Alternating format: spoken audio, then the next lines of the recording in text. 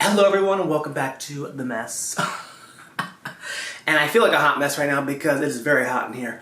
Whoo! I turned the AC off to do these videos and it gets very hot in here very quickly when the AC is turned off. But anyway, so today I would like to record a repotting of a very special Anthurium. So long story short, a few months back I imported from Indonesia an Anthurium that was labeled as a Fort Sherman. Basically, it's a very bougie, handsome boy. And I really wanted to grow this plant. And he had it for a good price in comparison to what they're usually going for in the States. So I was like, you know what, yeah. And it was a juvenile plant, and it looked like a juvenile papillomaminum Fort Sherman because I had showed it to some people. I actually shared this plant with somebody who really knows her Anthuriums. So I knew I was making a good decision.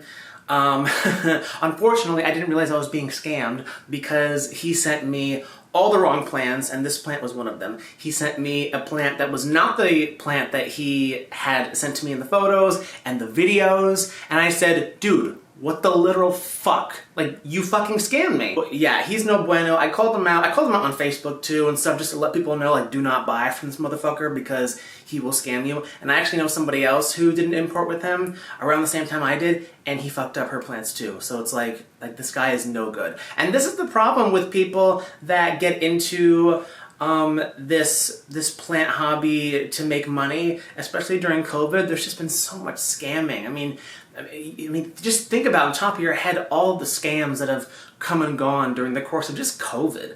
Never mind the last few decades or the last few years. I mean, just think about COVID. There's been so many scams and so many people have been scammed. I feel like when it comes to my situation, I'm one of the lucky ones because I not only dodged a bullet, I feel like I fell into a pot of gold because this plant, as it has matured and it has shown its more mature features in the leaves, oh my god. I couldn't have imagined a more beautiful specimen.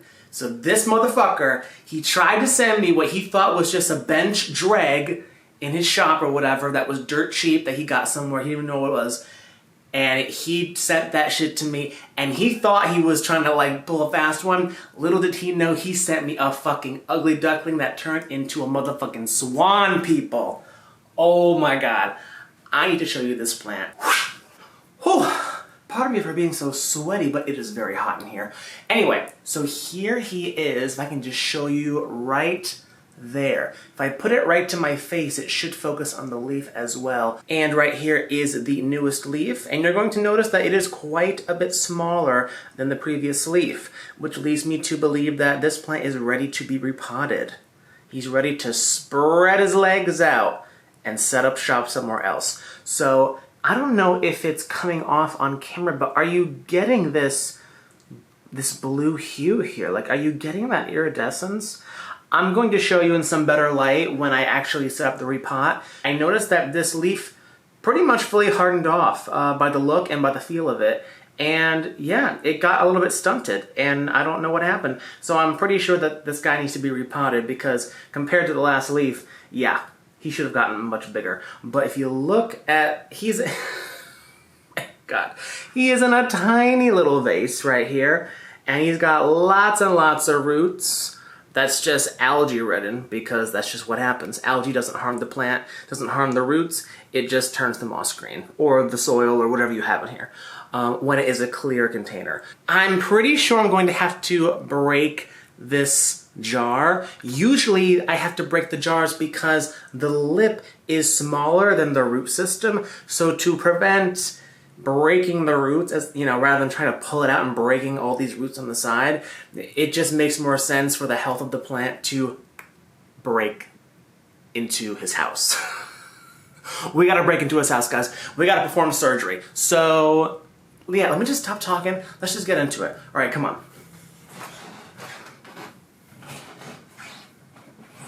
No, like, come on, this way. All right, here we are, people. So I just want to give you one last look at this leaf before we get into it in a little bit different light. Are you guys seeing the blue and purple hues in the leaf? Look at that. It's just this oily, slick, purple, blue, inky black. Look at that. That is just, it's honestly probably one of my most beautiful Anthurium and one of the most exciting ones to grow because each leaf looks a little bit different and surprises me. And once again, this is the second newest leaf. Look at that. And I actually want to show you guys what it looked like when I got it. This is what it looked like when I got it. So imagine paying for a Fort Sherman, which looks like this, and then getting something that looks like this. You can imagine I was a little PO'd because what the fuck is this? Little did that fucking scammer, no good for nothing, know that he sold me an ugly duckling that turned into a motherfucking swan. So you know what? I ain't mad no more. I still blocked him, but I ain't mad. It is getting hot in here because I turned the AC off for you guys. So I hope wherever you are, you got some AC. I hope you're staying cool. So we're just gonna get into it. All right, I just realized I need a tray.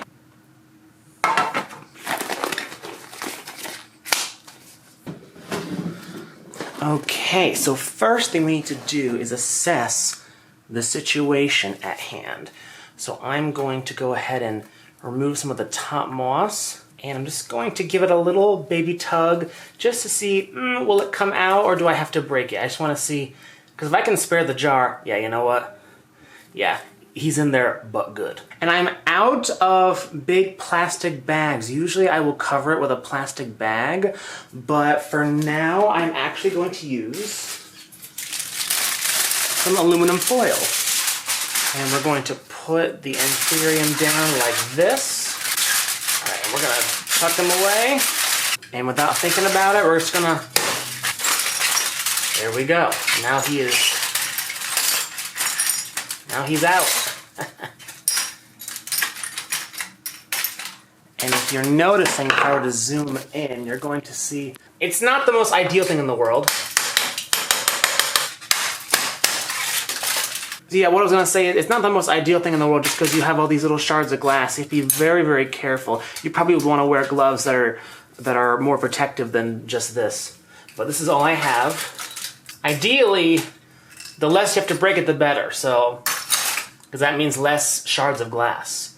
But yeah, we just have to be very careful and just kind of very gently remove all these little shards of glass.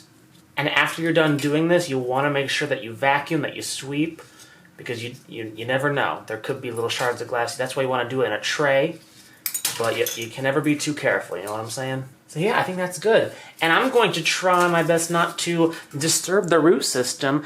I'm not a person that feels it's necessary to disturb the roots. Why disturb the roots? It's only going to set the plant back. So we're just gonna put him down right here. And now, this is probably my favorite part. We are going to make the cake. We're gonna make the cake, guys. This is probably one of the funnest things you can do, creating your own aroid mix. So I'm gonna show you what I'll be using. As you can see, I have the original root system in pure sphagnum moss with some leca on the bottom for drainage because it was in a jar without any drainage holes. But I would like to surround him with a little bit of a chunkier aroid mix, not just putting more sphagnum moss in, because I find that with Anthuriums, and I think philodendron as well, and other aroids, when you have the medium stay too moist for too long, and the root system is sucking water up to put out new leaves, you start to notice that the leaves will get little blotches on the sides. Yeah, see this leaf right here? Yeah, see, that's not from low humidity or anything. And see these little yellow blotches? It's kind of hard to see because the back of the leaf is such a light color. But yeah, that is actually edema or excessive guttation. And that is essentially when the plant is putting out a new leaf, it's sucking up so much water to put that new leaf out, and it's putting so much energy and water and transferring it into all these other leaves, it actually causes the cellular structures to burst.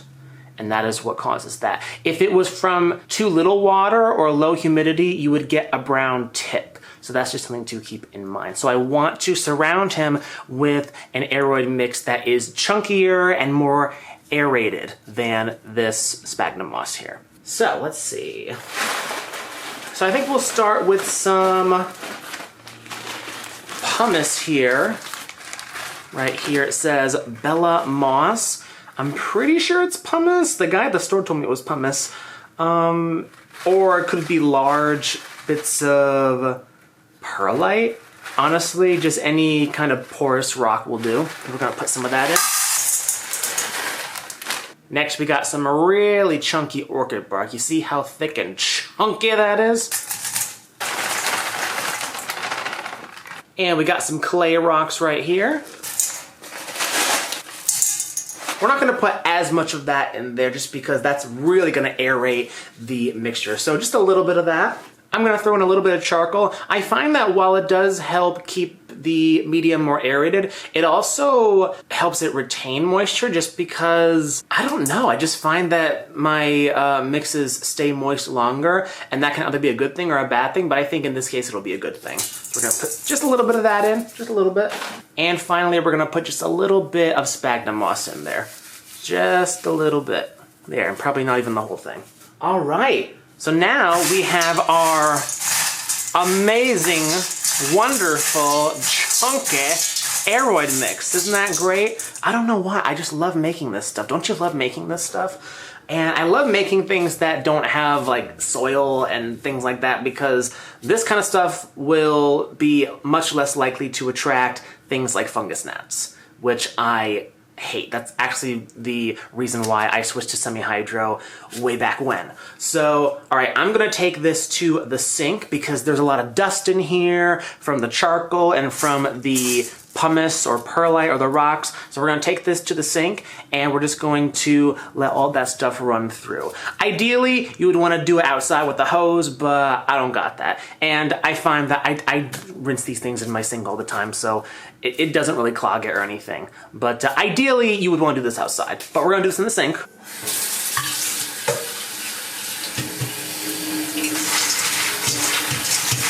All right, are you guys seeing all that gunk that is draining at the bottom? We don't want that to accumulate at the bottom of the new container he's gonna be in because he is going to go back into a no drainage container because that is what I prefer when it comes to watering. And I don't want all that dust and debris to pool up at the bottom and suffocate the roots. So we're going to make sure all that stuff is out of here.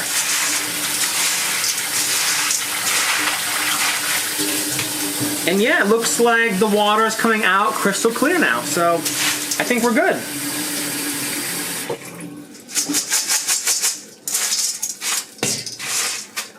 Yeah, I mean, look at that, guys. There's enough sphagnum moss where it's going to retain moisture, and the pumice slash perlite, I'm not really sure what this is. It's like that Bella Moss thing that I showed you. And the clay balls and the charcoal, it's all going to retain a little bit of moisture. This will add just a little bit extra moisture retention, but this is going to be just fine. All right, let's go. All right, one thing that I love about aroid mixes and making your own is that you can literally make them any way you want, guys. Some people put tree fern in there, which I have done before. Some people put lava rock in there. Some people put fucking, I don't know, that they just put like, I mean, you can literally, as long as it's very well draining and very chunky, that's all that matters, guys. That is all that matters.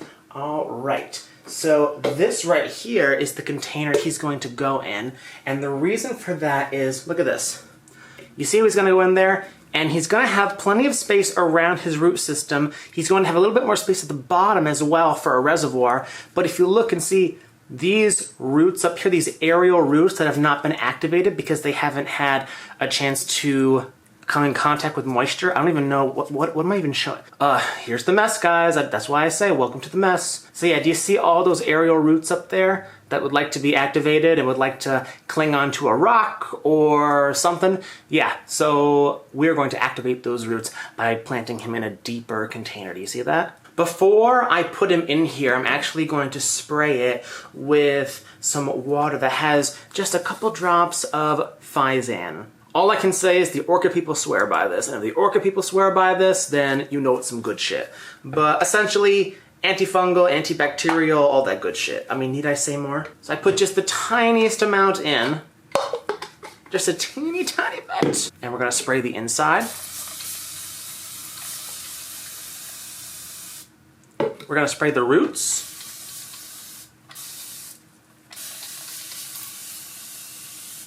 Oh guys, I almost forgot my secret ingredient, cinnamon. It's an organic antifungal, antibacterial as well. We're gonna put a little bit of that in there. And as you can see, I put in maybe like 3/4, half an inch of leca on the bottom. And I'm just going to have the plant sit right on top of that. And that is going to serve as a water line for the reservoir. And all we gotta do, guys, is just have at it. I'm just gonna put this down just to catch all the medium that falls to the wayside.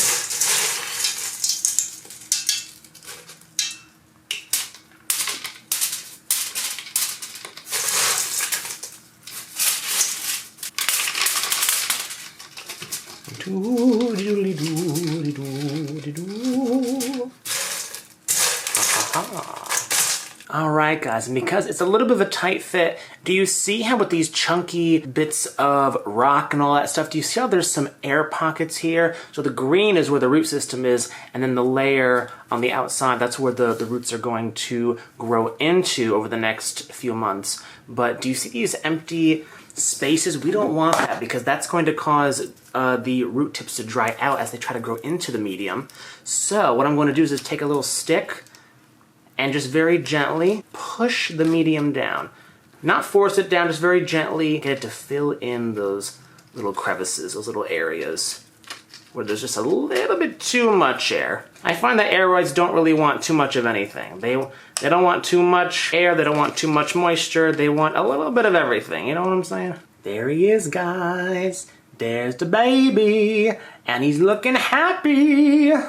Oh, are you seeing this leaf in this light right here? Are you seeing this bluish purple? It's just like oil just spilt all over the leaf. Honestly, sometimes the no ID hybrids are just the most beautiful ones because they possess so many subtle characteristics of many different species. And just to show you a close-up, we have the top aerial roots where the top of the potting medium is now, the new top layer. So those roots are going to start activating and start growing and doing their thing. Now, it may have looked like I was putting him in a container that really wasn't that much bigger, but I just want to show you guys how much bigger it is. Look at that.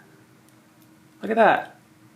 It might be almost twice as big. He used to be in this tiny thing and now he's in this big thing. So he is just gonna have so much more room to root out and establish and get bigger leaves because we want leaves that are this gorgeous thing, but twice as big. You feel me? Look how blue and purple. It's like, what color is that? The words that describe it for me in person and on camera, it's like oil ink.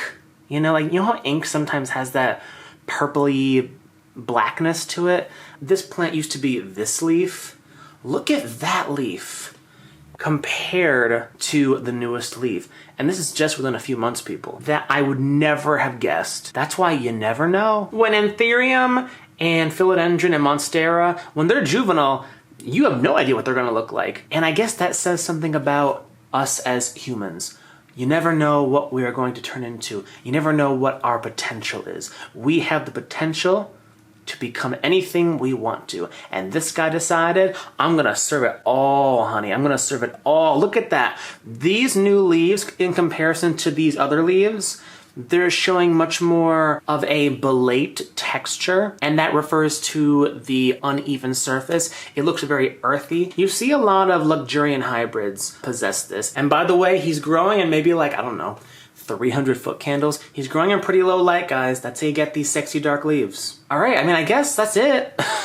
And I never know how to do proper outros, but thank you for watching. And if you enjoyed this video, let me know. Like it, like the video, interact with it, put a comment on the...